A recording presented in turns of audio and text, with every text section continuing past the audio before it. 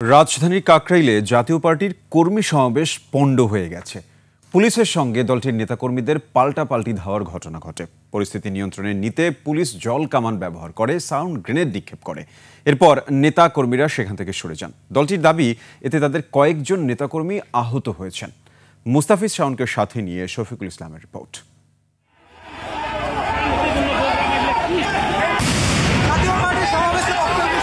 Niacinamide ও salicylic সমৃদ্ধ lily face wash, যা ফেসের ডেড স্কিন সেল দূর করে দেয় দ্বিগুণ ফাস্টার ব্রাইটেনিং। কাকরাইলে জাতীয় পার্টির কার্যালয়ের সামনে জড়ো হতে থাকে দলটির নেতাকর্মীরা।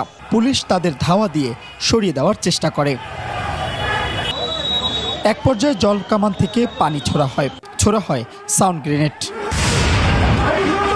পুলিশ বলছে, জাতীয় পার্টিকে বলা হয়েছিল রাস্তা দখল না করে কর্মসূচি পালন করতে, কিন্তু তারা রাস্তার উপর চেয়ার বসিয়ে মঞ্চ স্থাপন করে। ওনারা এই যে রাস্তার উপরে পুরারা চেয়ার বসায় এখানে পুরা করে ফেলছে, স্টেজ করছে।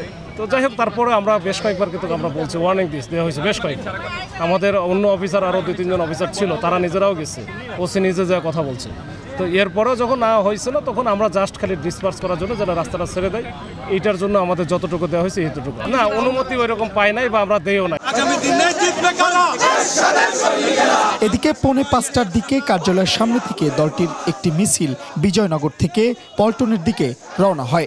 এ সময় রাস্তার আরেক পাশ থেকে আসা একটি মিছিলের 9 থেকে 10 জন তাদের উপর চড়াও হয়। শফিকুল ইসলাম, 21 টেলিভিশন, ঢাকা।